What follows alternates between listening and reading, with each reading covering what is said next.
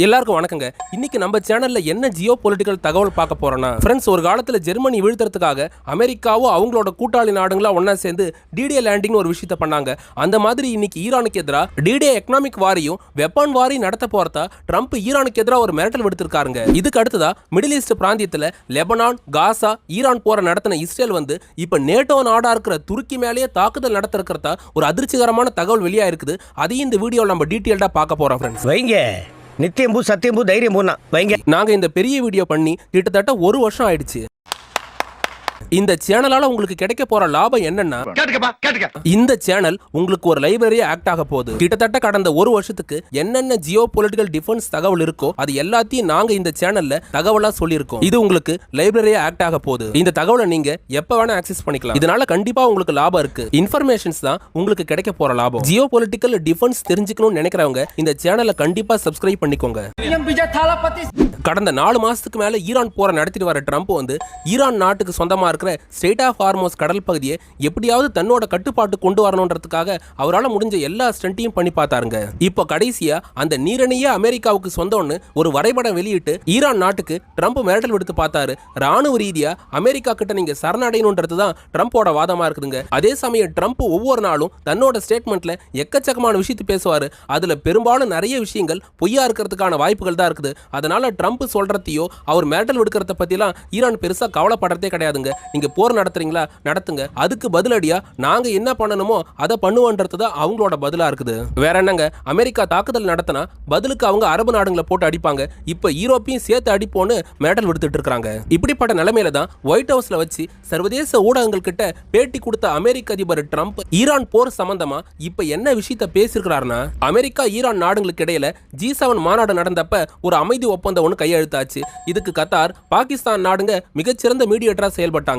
ஆனா ஒப்பந்தத்துல சொல்லப்பட்ட எந்த விஷயத்துக்கும் ஈரான் கட்டுப்படுறது கிடையாது. அவங்களோட ஆட்சியாளர்களும் அந்த நாட்டில் இருக்கிற ராணுவமும் அமெரிக்காவுக்கு எதிரான மனநிலையில இருந்துட்டு இருக்கிறதுனால ஈரான் நாட்டுக்கிட்ட ஒப்பந்தன்ற ஒரு விஷயத்தை ஏற்படுத்திக்கிறதுக்கு இதுக்கு மேல வாய்ப்பு இல்லை. அவங்களுக்கு எதிராக தாக்குதல் மட்டும்தான் ஒரே தீர்வுன்றதுல அமெரிக்கா தீர்க்கமா இருக்கிறதா ட்ரம்ப் பேசியிருக்கிறாருங்க. கடைசியா தன்னோட ஸ்டேட்மெண்ட்ல ட்ரம்ப் என்ன குறிப்பிட்டிருந்தாருன்னா, மிடில் ஈஸ்ட் பிராந்தியத்துல ஈரான் நாட்டை அமெரிக்காவோட வழிக்கு கொண்டு வரதுக்காக நாங்க டிடே ஆயுதத்தை கையில் எடுக்க போறோம். 2ஆம் உலக போர்ல ஜெர்மனி வீழ்த்துறதுக்காக நாங்க எப்படி டிடே லேண்டிங்கை கையில் எடுத்தோமோ அப்படிதான் இப்ப ஈரான் நாட்டை வீழ்த்துறதுக்காக எக்கனாமிக்காவும் ராணுவ ரீதியாகவும் ஈரானுக்கு எதிராக நாங்க டிடே வாரம் நடத்த போறோம்னு ட்ரம்ப் பகிரங்கமான ஒரு விஷயத்தை பேசியிருக்காருங்க. ஃப்ரெண்ட்ஸ், இதுக்கு முன்னாடியே இந்த 4 மாச போர் நடந்தப்ப இடைப்பட்ட காலங்கள்ல ஈரான் நாட்டுக்கு நாங்க நரகத்தையே காட்ட போறோம், அந்த அளவு ஈரானுக்கு எதிராக அமெரிக்கா மிக கடுமையான அளவுல குண்டு வீச போதுன்னு இதுக்கு முன்னாடியே ட்ரம்ப் மிரட்டல் விடுத்திருக்காருங்க. வெனிசுலா போர், அதுக்கப்புறம் ஈரான் போரை எடுத்துக்கிட்டீங்கன்னா இந்த 2 போர்லயும் ட்ரம்ப் சொன்னது ஒண்ணு, அவர் நடந்துகிட்ட விதம் வேற ஒன்னா தான் இருந்துட்டு இருக்குது.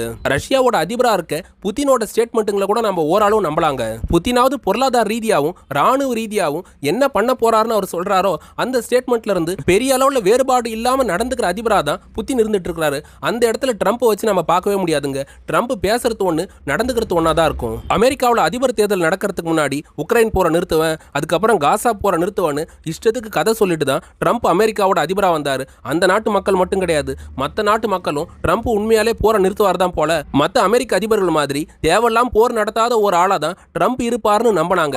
ஆனா கலை யதார்த்தம் எப்படி இருக்குதுன்னா, ட்ரம்ப் இப்ப வரைக்கும் வெனிசுலா, ஈரான்னு 2 நாடுகளுக்கு எதிராக போர் நடத்திருக்கிறாரு. இன்னமும் அவருக்கு 3 வருஷம் ஆட்சி காலம் இருக்குதுங்க. அதுக்குள்ளார என்ன பண்ணுவாருன்றது யாருக்குமே தெரியல. ஃப்ரெண்ட்ஸ், 2ஆம் உலக போறப்ப ஜெர்மனியை வீழ்த்துறதுக்காக அமெரிக்க கூட்டுப்படைங்க நடத்தின டிடே வார் போல இப்ப ஈரானுக்கு எதிராக வார் நடத்த போறேன்னு ட்ரம்ப் சொல்லிக்கிட்டு இருக்காரு. இந்த நிமிஷம் ட்ரம்போட திட்டப்படி ஈரானுக்கு எதிராக டிடே வாரம் நடத்தி அந்த நாட்டை எப்படியாவது அமெரிக்கா கிட்ட சரணடைய வைக்கணும்னு ட்ரம்ப் ஆசைப்பட்டு இருக்காரு. அந்த மாதிரி மூர்க்கமா ஈரானுக்கு எதிராக ட்ரம்ப் போர்ல குதிக்கிற பட்சத்துல ஈரான் நாடும் பதிலடி கொடுக்கிற பட்சத்துல மிடில் ஈஸ்ட் பிராந்தியமே மீண்டு வர முடியாத அளவுக்கு அந்த பிராந்தியம் போர்ல சிக்கிக்கிற ஆபத்து இருக்குதுங்க. ஃப்ரெண்ட்ஸ், ட்ரம்ப் தன்னோட ஸ்டேட்மெண்ட்ல டிடே லேண்டிங் ஒரு விஷயத்தை அழுத்தி சொல்லிருப்பாரு. அது வேற ஒண்ணும் கிடையாதுங்க. 2ஆம் உலக போறப்ப ஜெர்மனி என்ன பண்ணாங்க, பிரான்ஸ் நாட்டை வந்து கைப்பற்றினாங்க. அப்ப பிரான்ஸை காப்பாத்துறதுக்காக அமெரிக்கா, சோவியத் யூனியன், ரஷ்யா, அதுக்கப்புறம் கனடா நாடு உட்பட என்ன சில நாடுகளும் ஒன்னா சேர்ந்து ஜெர்மனிக்கு எதிராக போர்ல குதிச்சாங்க. அந்த டைம் இந்த அமெரிக்க கூட்டுப்படைங்க பிரான்சுக்குள்ளார நுழையறத தடுக்கிற விதமா ஜெர்மனி ராணுவம் என்ன பண்ணிருந்தாங்கன்னா, பிரான்ஸோட கடற்கரையில ராணுவ வீரர்களையும் ஆயுதங்களையும் எக்கச்சக்கமா கொண்டு வந்து அங்க டிப்ளாய்மெண்ட் பண்ணி அந்த இடத்துல ராணுவ தடுப்பு சுவரை உருவாக்குனாங்க. இரண்டாம் உலக போர்ல ஜெர்மனியால உருவாக்கப்பட்ட அந்த ராணுவ தடுப்பு சுவரை உடைக்கிறதுக்காக அமெரிக்க கூட்டுப்படைங்க டி-டே லேண்டிங் என்ற பேர்ல மிகப்பெரிய அளவுல ஏர் டிராப் பண்ணாங்க. இப்ப வரைக்கும் வரலாற்றுல பதியப்பட்ட மிகப்பெரிய ஏர் டிராப்ல அதுவும் ஒன்னா இருக்குதுங்க. ஏர் டிராப்ன்றது வேற ஒண்ணும் இல்ல, ஒரே நாள்ல குறிப்பா ஒரு இரவுக்குள்ளார மிகப்பெரிய அளவுல படைகளை வந்து வானத்துல இருந்து தரையிறக்குவாங்க. அப்படி ஒரே நேரத்துல பிரான்ஸை காப்பாத்துறதுக்காக ஆயிரக்கணக்கான வீரர்களை ஏர் டிராப் பண்ண அமெரிக்க தலைமையிலான கூட்டு ராணுவ படை அங்க மிகப்பெரிய போர்ல ஈடுபட்டு ஜெர்மனியை வீழ்த்தி பிரான்ஸ் இரண்டாம் உலக போர்ல காப்பாத்தினாங்க. இப்போ நீங்க டி-டேன்ற அந்த வார்த்தைக்கு பின்னாடி ஒளிஞ்சிருக்கிற அர்த்தம் என்னன்றதை தெரிஞ்சுக்கிட்டு இருப்பீங்க. இப்போ இந்த டி-டேன்ற கோட் நேம ஈரானுக்கு எதிராக ட்ரம்ப் பயன்படுத்த ஆரம்பிச்சிருக்காரு. அன்னைக்கு எப்படி அமெரிக்க தலைமையிலான கூட்டுப்படைங்க டி-டேன்ற வாரம் நடத்தி ஜெர்மனி படைகளை வீழ்த்தினாங்களோ அப்படிதான் இப்ப ஈரானுக்கு எதிராக டி-டே வாரம் நடத்தி அந்த நாட்டை அமெரிக்கா கிட்ட சரணடைய வைக்கணும்னு ட்ரம்ப் ஒரு கணக்கு போட்டுட்டு இருக்காரு. ஃப்ரெண்ட்ஸ், இரண்டாம் உலக போர்லயாவது அமெரிக்கா வெப்பன் ரீதியா தான் இந்த டி-டே வாரம் வந்து நடத்தினாங்க. ஆனா இந்த டைம் ஈரானுக்கு எதிராக அமெரிக்கா எக்கனாமிக்கலாகவும் இந்த டி-டே வாரம் நடத்தணும்னு ஆசைப்படுறாங்க. அமெரிக்கா 5 மாசத்துக்கு மேல சண்டை போட்டு வரதுனால ஈரான் நாட்டில் எக்கனாமிக் வந்து எந்த கட்டத்தில் இருந்துட்டு இருக்குதுன்னா, இன்ஃபிளேஷன் வந்து கொஞ்சம் உச்சத்தில் தாங்க இருக்குது. இருந்தாலும் சீனா ரஷ்யா நாடுங்க ஹெல்ப் பண்றதுனால ஈரான் அவங்களோட பொருளாதாரத்தை ஓரளவு ஸ்டேபிளா வச்சு அந்த நாட்டை வந்து வழி நடத்திக்கிட்டு இருக்காங்க. அதுலயும் இப்ப ஈரான் அரசாங்கம் புதுசா ஒரு விஷயத்தை அறிவிச்சிருக்காங்க. அமெரிக்காவோட பொருளாதார தடையில இருந்து எங்க நாட்டை காப்பாத்திக்கிறதுக்கு ஏதுவா எங்க நாட்டில் புதுசா நேச்சுரல் கேஸ் வந்து பெரிய அளவுல கிடைச்சிருக்கிறதா அவங்க சொல்லியிருக்காங்க.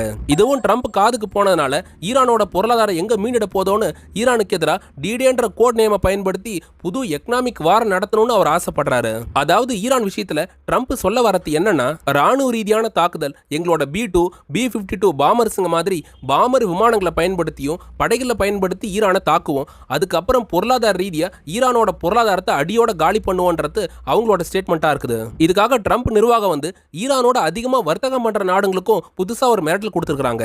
ஈரான் நாட்டுக்கு எதிராக அமெரிக்கா பல வகையில பொருளாதார தடைகளை போட்டு வச்சிருக்குது. உலகம் முழுக்க மற்ற நாடுகள்ல இருக்கிற ஈரானோட கரன்சி நாங்க வந்து பிளாக் பண்ணி வச்சிருக்கிறோம். அந்த நாட்டோட சொத்துக்களையும் முடக்கி வச்சிருக்கிறோம். அதனால சீனா ரஷ்யா வடகொரியா நாடுங்க ஈரானோட வர்த்தகம் பண்ணீங்கன்னா உங்களுக்கு எதிராக மிக கடுமையான பொருளாதார தடைகளை அமெரிக்கா விதிக்கும்னு ட்ரம்ப் மிரட்டல் விடுத்திருக்காருங்க. ஃப்ரெண்ட்ஸ், இதுக்கு அடுத்ததா துருக்கி நாடு மேல இஸ்ரேல் தாக்குதல் நடத்த இருக்கிறதா ஒரு தகவல் கிடைச்சிருக்குதுங்க. மத்திய கிழக்கு பிராந்தியத்துல அமெரிக்காவோட நட்பு நாடுன்ற வளையத்தையும் தாண்டி அமெரிக்காவோட ஒரு தத்து பிள்ளையாவே செயல்பட்டு வர நாடு தான் இஸ்ரேலா இருந்துட்டு இருக்குதுங்க. அமெரிக்கா கிட்ட இருந்து பினான்சியல் சப்போர்ட், எக்கச்சக்கமான ஆயுதங்கள், அதுக்கப்புறம் இன்டெலிஜென்ஸ் இன்புட் எல்லாத்தையும் தான் வந்து இஸ்ரேல் வாங்குறாங்க. ஆனா அதே அமெரிக்காவோட பேச்சையே இஸ்ரேல் வந்து பல நேரங்களில் கேட்கறது கிடையாதுங்க.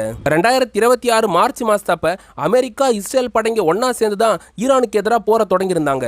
ஈரானுக்கு எதிராக போற ஆரம்பிச்சு வச்ச இஸ்ரேல் ஒரு 1.5 மாசம் வரைக்கும் ஈரானுக்கு எதிராக தாக்குதல் நடத்தினாங்க. அதுக்கப்புறம் போர்ல இருந்து பின்வாங்கிக்கிட்டு அமெரிக்காவை மட்டும் கை காட்டி விட்டுட்டாங்க. ஆரம்பத்தில் ஈரான் போர்ன்றது இஸ்ரேலுக்கான போரா இருந்து இப்ப அமெரிக்காவுக்கான போரா மாறி போயிருக்குது. இதுல அமெரிக்காவோட அதிபரா இருக்க ட்ரம்ப் எவ்வளவும் சொல்லியும் கேட்காம தான் லெபனான் நாட்டுக்கு எதிராக இப்பவும் இஸ்ரேலோட ஐடிஎஃப் ராணுவம் போர் நடத்திட்டு வராங்க. அமெரிக்காவோட சப்போர்ட்டோட இயங்கிட்டு வர இஸ்ரேல் பல நேரங்களில் அமெரிக்காவோட பேச்சை கேட்கறதே கிடையாது. இந்த நாடு மேல கை வைக்காத, அந்த நாட்டோட தலைநகரத்து மேல குண்டு வீசாதன்னு சொன்னா அப்பதான் போய் குண்டு வீசிட்டு வந்து எங்களோட தற்காப்புக்காக நாங்க தாக்குதல் நடத்தணும், அது எங்க உரிமைன்னு சொல்லிட்டு இஸ்ரேல் அமெரிக்கா கேட்ட கேள்வியை அப்படியே சர்வ சாதாரணமா கடந்து போவாங்க. சர்வதேச போர் விதிகளுக்கோ சட்டத்துக்கோ உட்படாத நாடா இருக்கிற இஸ்ரேல் இப்ப துருக்கி மேல தாக்குதல் நடத்த திட்டமிட்டு வர்றதா சர்வதேச ஊடகமா இருக்கிற ராய்டர்ஸ், அதுக்கப்புறம் சன் மாதிரியான செய்தி ஊடகங்கள் செய்தி வெளியிட்டு இருக்காங்க. அங்க மிடில் ஈஸ்ட் பிராந்தியத்துல இஸ்ரேலுக்கு எக்கச்சக்கமான எதிரி நாடுங்க இருந்துட்டு இருக்காங்க. நீங்க ஈரான் மட்டும்தான் எதிரி நாடுன்னு நினைக்கிறீங்க. அதையும் தாண்டி அங்க பல நாடுங்க இஸ்ரேலுக்கு எதிர்ப்பான நாடா இருக்கிறாங்க. இதுல ஈரானுக்கு அடுத்த லிஸ்ட்ல யார் வருவாங்கன்னு பாத்தீங்கன்னா அங்க வந்து சவுதி அரேபியா, துருக்கி நாடு இருந்துட்டு இருக்காங்க. இதுல சவுதி அரேபியா கூட நேட்டோ கூட்டமைப்புல உறுப்பினர் கிடையாதுங்க. ஆனா இந்த துருக்கி நாடு அமெரிக்கா தலைமையில இயங்கிட்டு இருக்கிற நேட்டோ கூட்டமைப்புல உறுப்பு நாடா இருக்காங்க. துருக்கிக்கும் இஸ்ரேல் நாட்டுக்கும் கடந்த 50 வருஷத்துக்கு மேல 7ஆம் பொருத்தமா தான் இருந்துட்டு இருக்குது. இஸ்ரேலை அங்கீகரிக்கணும், இஸ்ரேலோட இணைஞ்சு செயல்படணும்னு அமெரிக்கா வந்து ஆபிரகாம் அக்கார்ட்ஸ்னு ஒரு ஒப்பந்தத்தை கொண்டு வந்தாங்க. அந்த ஒப்பந்தத்துல UAE, பஹ்ரைன் மாதிரியான நாடும் கையெழுத்து போட்டிருக்காங்க. ஆனா நேட்டோ நாடா இருக்கிற துருக்கி வந்து அதுல கையெழுத்து போட மாட்டேன்னு திட்டவட்டமா மறுப்பு தெரிவிச்சிருக்காங்க. இஸ்ரேல் எப்படி அமெரிக்காவோட பேச்சை கேட்காம செயல்படுறாங்களோ துருக்கியும் பல நேரங்கள்ல அமெரிக்காவோட பேச்சை கேட்கறது கிடையாதுங்க. அப்படிதான் இஸ்ரேலுக்கு எதிராக துருக்கி தாக்குதல் நடத்தவும் வாய்ப்பு இருக்குதுன்றதுனால நாம ஃபர்ஸ்ட் முந்திக்கணும்னு துருக்கி மேல தாக்குதல் நடத்த இஸ்ரேல் திட்டமிட்டு வர்றதா இஸ்ரேல் ஊடகங்கள் தரப்புல முதல் கட்ட செய்தி வெளியாச்சு. அதை சர்வதேச ஊடகங்களும் உறுதி பண்ணிருக்காங்க. துருக்கியோட அங்காரா அதுக்கப்புறம் இஸ்தான்புல் நகரங்களை தவிர்த்துட்டு வேற எதனா ஒரு சாதாரண நகரங்களை தேர்ந்தெடுத்து அங்க துருக்கியோட மிலிட்டரி இன்ஃப்ராஸ்ட்ரக்சர் மேல தாக்குதல் நடத்தி தன்னை ஒரு வலிமையான நாடா காட்டிக்கிறதுக்கு இஸ்ரேல் முடிவு பண்ணிருக்கிறத தகவல் கிடைச்சிருக்குதுங்க. இதுக்கு துருக்கி என்ன பதில் சொல்லிருக்காங்கன்னா, எங்க மேல கை வச்சா இஸ்ரேலை கண்டமேனிக்கு அடிப்போன்னு சொல்லிருக்காங்க. இதோட இந்த தகவலை முடிச்சுக்கிறாங்க. துருக்கி மேல இஸ்ரேல் தாக்குதல் நடத்துவாங்களா, நீங்க என்ன நினைக்கிறீங்கன்றத கமெண்ட்ல பதிவு பண்ணுங்க. ஃப்ரெண்ட்ஸ், நம்ம சேனல்ல கடந்த ஒரு வருஷமா டிஃபென்ஸ் ஜியோ பொலிட்டிக்கல் அப்டேட்டுங்களை தினம் நம்ம கொடுத்துட்டு வந்துட்டு இருக்கோம். நம்ம சேனல் உங்களோட வாழ்க்கையில ஒரு லைப்ரரியாவே ஆக்ட் ஆகும். Last 1 year defence Jio political டேட்டாவை தெரிஞ்சுக்கணும்னா நம்ம சேனலை பார்த்தாலே போதுங்க. இன்னுமே ஜியோ பொலிட்டிக்கல் அப்டேட்டுங்களை தினம் உங்களுக்கு நாங்க கொடுத்துட்டு இருப்போம். நம்ம சேனலை மறக்காம சப்ஸ்கிரைப் பண்ணி வச்சுக்கோங்க. எங்களுக்கு மேலும் உதவ நினைச்சீங்கன்னா பக்கத்துல QR கோடும் கொடுத்துருக்கோம். அதை பயன்படுத்தி உங்களால முடிஞ்ச ஹெல்ப்பை எங்களுக்கு பண்ணலாம் ஃப்ரெண்ட்ஸ். UPSC, SSC, RRBக்கு ஏத்த சில புத்தகங்களை நாங்க டேக்டு ப்ராடக்ட்ஸா கொடுத்துருக்கோம். அதையும் போய் செக் பண்ணி பாருங்க. வல்லரசு நாடுங்க போருங்க எல்லாத்தையும் அடியோட கைவிட்டுட்டு மக்களுக்கான அடிப்படை தேவையா இருக்க கல்வி, உணவு, மருத்துவத்துக்கு அவங்க முக்கியத்துவம் கொடுக்கணுங்க. Think about it. மற்றும் ஒரு டிஃபென்ஸ் ஜியோ பாலிடிக்ஸ் தகவலோட நாளைக்கு உங்களை வந்து சந்திக்கிறேன். அது வரைக்கும் உங்ககிட்ட இருந்து விடை பெறுவது all in Tamil. All the very best.